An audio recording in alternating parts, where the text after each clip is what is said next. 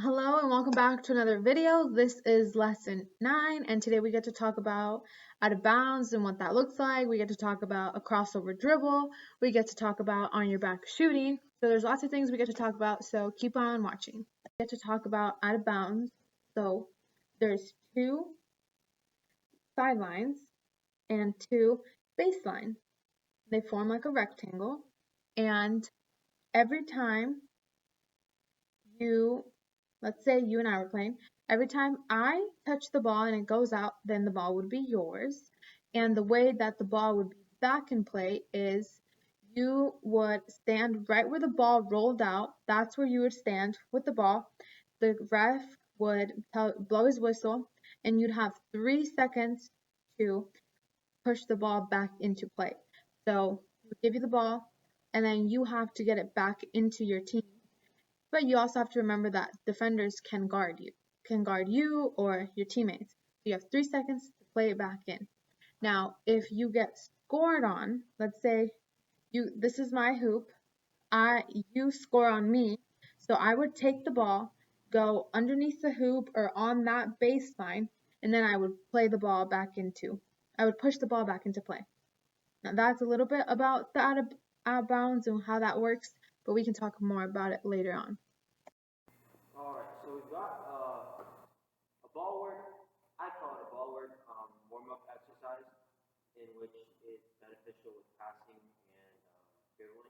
So it's just good to kind of, with hand-eye coordination, and get your senses and your nerves familiar with working with the ball. So the objective would be to go 3 minutes of doing this exercise with a maximum of 3 errors. So if you can go through 3 minutes and not make any errors, that's really, really good.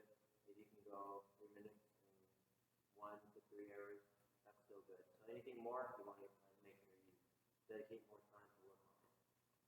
So it'll start with above the head, and you're passing the ball between each hand.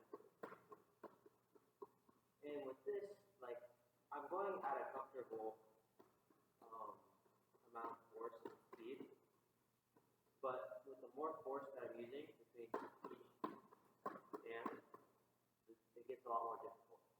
So I'll just go at a comfortable pace just to demonstrate. So you want to go above the head, and you want to make 10 passes. So 1, 2, 3, 4, 5, 6, 7, 8, 10. Then switch to around the head. So you want to go 3, 9, 10.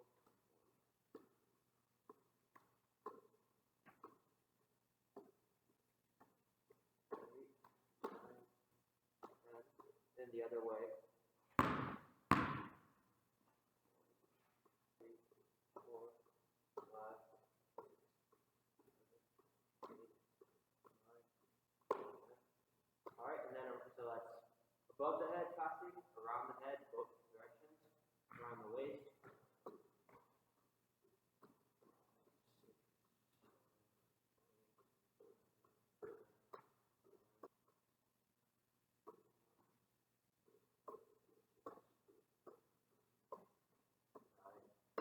And you'll want to go between the legs, so figure 8.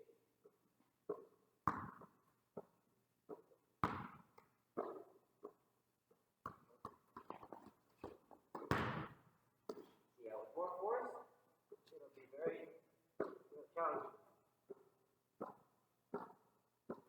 And then the other direction.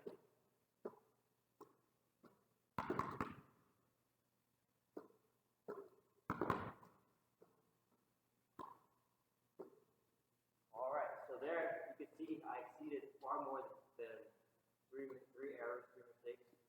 So time yourself, if maybe 3 minutes is too long, challenge yourself to a minute, and then see how many errors you make, and then try to reduce the errors. And increase the time. So there you go, and have fun with it. Okay, now for this drill, what we're going to do is we're going to take a mat or anything that you have at home, because we're going to lay on our back. And while we're laying on our back, we're going to have our hand, I'm right-handed, so my right hand is going to stand right there, and then my left hand is going to be right over here. So when I lay down on the mat, on my back, it's going to look a little like this. And I'm going to pretend I'm shooting the ball. And when the ball is up in the air, my arm should be reaching into a cookie jar. So it'll look like this. And I'm just going to keep doing that.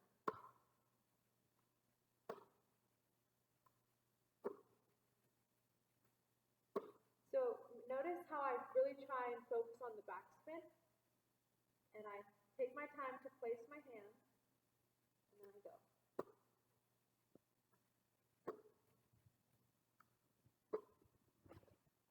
Now we'll be covering the crossover dribble. So with the crossover dribble, initially you just want to make sure that you're stepping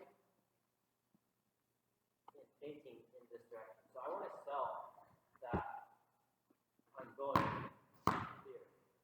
So, and if my fake is a good fake and it really looks like I'm moving in that direction, they'll anticipate and they'll buy the fake. So when they buy the fake,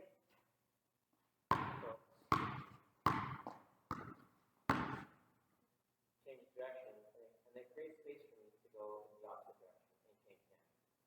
So here again, the key there is you want to step and with your same foot that you're crossing, the same side that you're crossing the ball over from. So like if I'm starting with the ball with my right hand, crossing it over to my left hand, I want to step and after I do a diagonal lunge step with my right foot. So if you want to work on that, just go back and forth. So here I am with my left side, okay?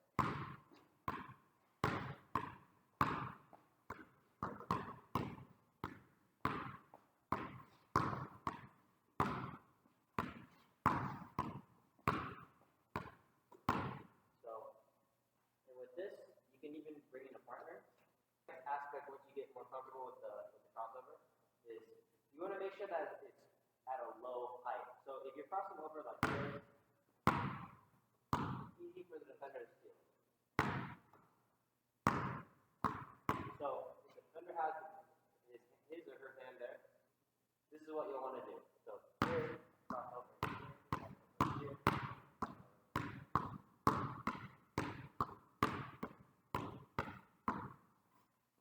Rebounding, we get to learn about another little trick, and that is spinning off of our defender to get the rebound.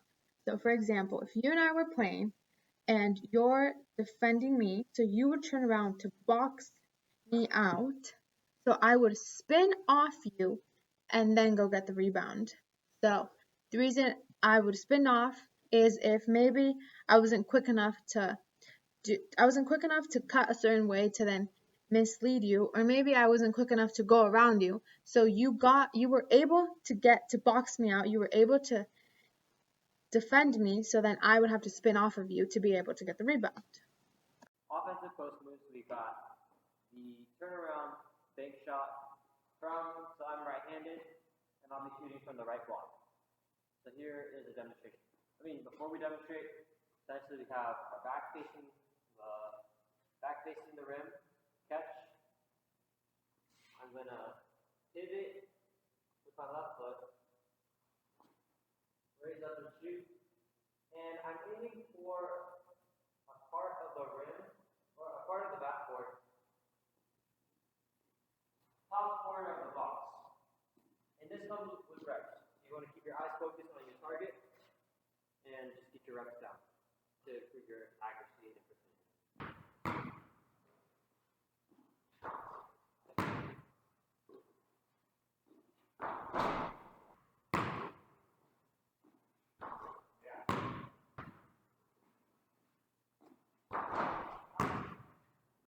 Alright, so we've been talking about options of the pick and roll. So next we've got the early release. So in this situation, ball handler, pick setter or the screener, the defender covering the ball handler, and the defender covering the screener. So in this case, the screener is going to go as if he's going to set the screen, but instead of the ball handler utilizing the screen and going around, the screener is going to almost feint as if it's a screen, but it's a decoy. So it's a fake screen and go toward the basket. So, and the point of this is to catch them off guard, catch the defense off guard, because they're expecting screen. They're expecting the screen and the ball handler to go around, or they're expecting pick and roll, or they're expecting pick and pop. So this is what's tough about pick and roll, is that there's so many combinations and options. So you're keeping the defense guessing. And if the offense is in good practice, they're the ones in control, and the defense has to react. Or they have to get lucky and really make good reads and anticipate really well and have good instincts, which means that their defenders must have good high basketball IQ. So the screener looks as if he's going to screen, then goes toward the basket, and the ball handler dumps it toward him for an easy basket and layup. So next, we've got basketball-related fitness and the attack and release drill. So with this, I'm going to be facing the free throw line, and I'll start off at either point. So in this case, I'll start off the right corner, and I'll have, instead of having both feet parallel, I'll have one drop back. So with this one, I'll have my hands up, and I'll release in a 45-degree direction, pretty much toward the other box, the other line around the free throw. It'll be here, just the line, and then attack forward. So the retreat and attack. You can time yourself for a minute and see how many laps you can do. So there and back is 1, and that's how you count. So the key is to be in a nice low balanced position, have your hands up and ready to block passing lane, and make sure you're using quick short steps.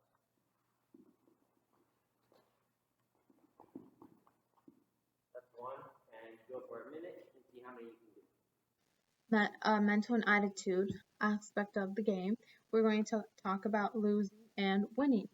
Now, when it comes to losing, not a lot of us like to lose, but it's sometimes we need to, so we know what are things that we need to improve on, or maybe we haven't been working hard, and if we have a tough loss, then we know that there's things and people out there who are putting work in, and we ourselves need to also put in that work.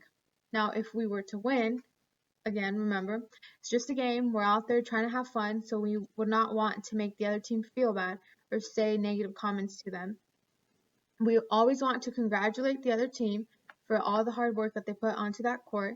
And remember, we're just out here trying to have fun.